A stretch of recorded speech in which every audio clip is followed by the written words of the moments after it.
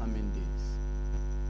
Special Prosecutor accepted Andy Thomas Owusu's offer of restitution and reparation to the Republic on the following considerations in accordance with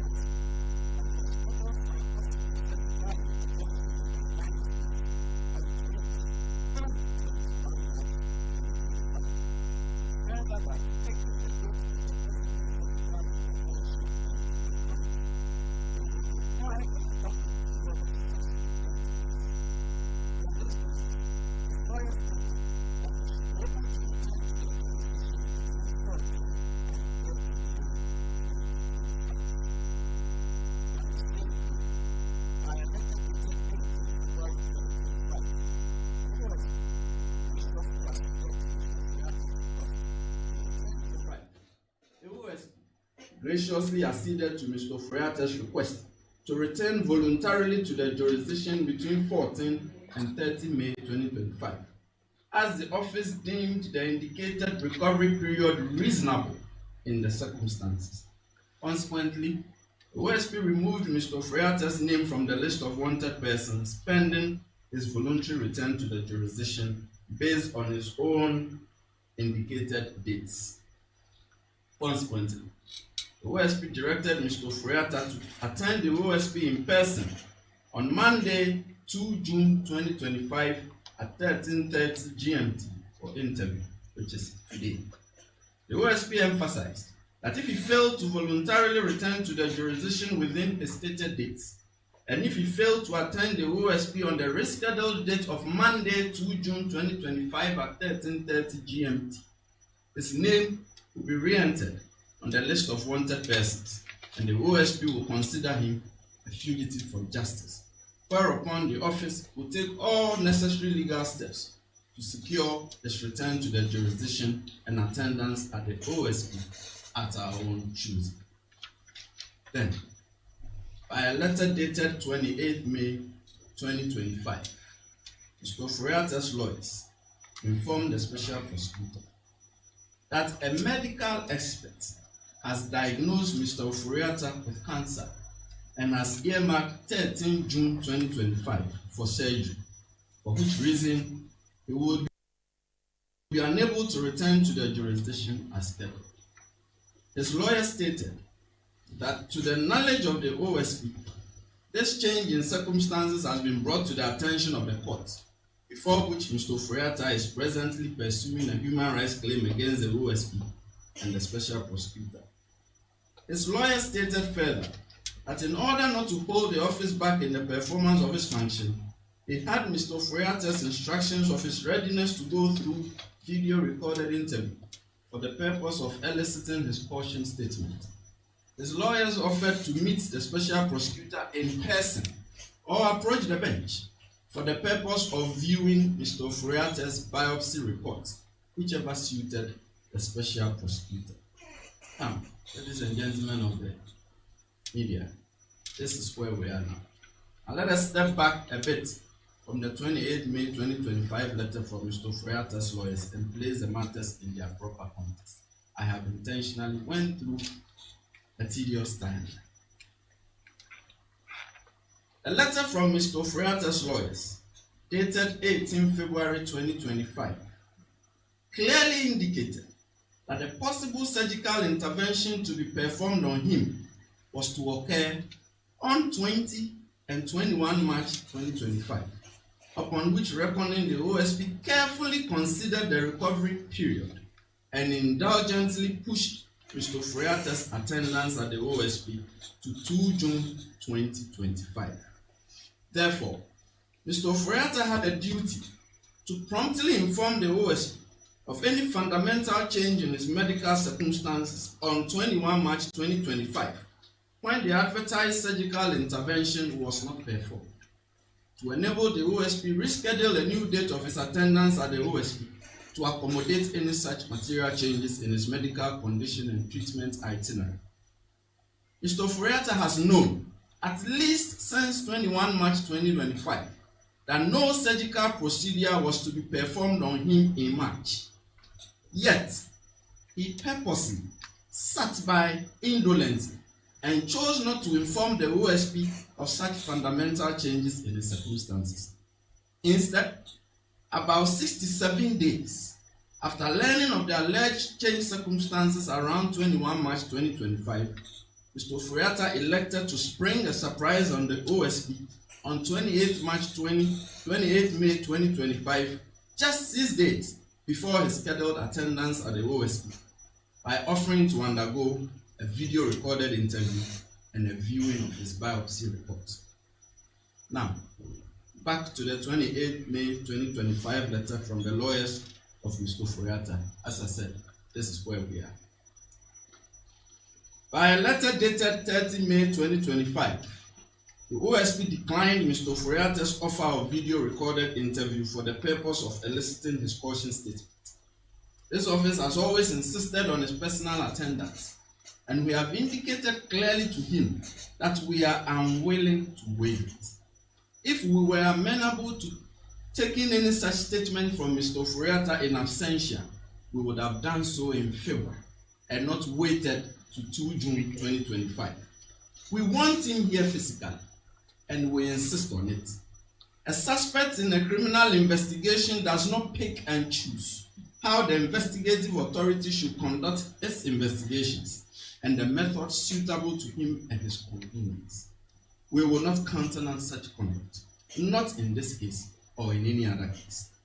Further, the OSP has declined Mr. Ofori-Atta's invitation to view his biopsy report as we consider it a pointless exercise. This is because it is common learning that the biopsy report contains nothing more than a conclusion upon the removal and examination of tissue, cells, or fluids from a living body that some disease or malady was indicated in the samples taken. A biopsy report is not an expression of a reasoned medical opinion that the subject of the report is an invalid and unable to travel, as Mr. Ofori-Atta seeks to suggest is his condition, and for which reason he says he cannot return to the jurisdiction. This much is clear.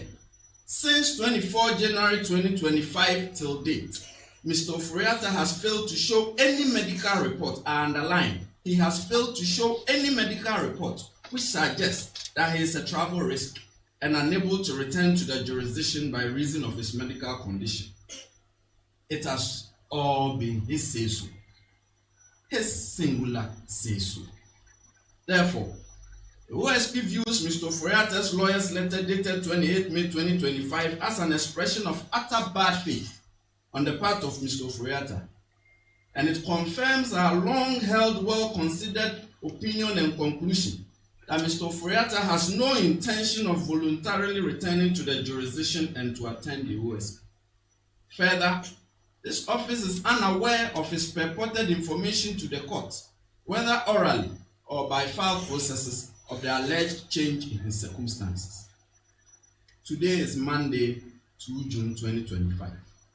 It is more than 3 hours past the scheduled time of Mr. Ofori-Atta's attendance at the OSP, and Mr. Ofori-Atta failed to attend the OSP today. Mr. Ofori-Atta's conduct is totally unacceptable and a baleful spite at law enforcement and criminal investigations. It ends here. It ends today. We will no longer accommodate him. Consequently, the OSP redeclares that Mr. Ofori-Atta is a wanted person and a fugitive from justice. His name is hereby re-entered on the OSP's list of wanted persons. The OSP will take all necessary legal steps to secure Mr. Ofori-Atta's return to the jurisdiction and to answer to the criminal inquiries against him. In pursuance of this, about 30 minutes before this briefing, I triggered processes for the issuance of an Interpol red notice for the location and provisional arrest of Mr. Kenneth Nanaya Ofori-Atta in whichever jurisdiction pending extradition or his surrender.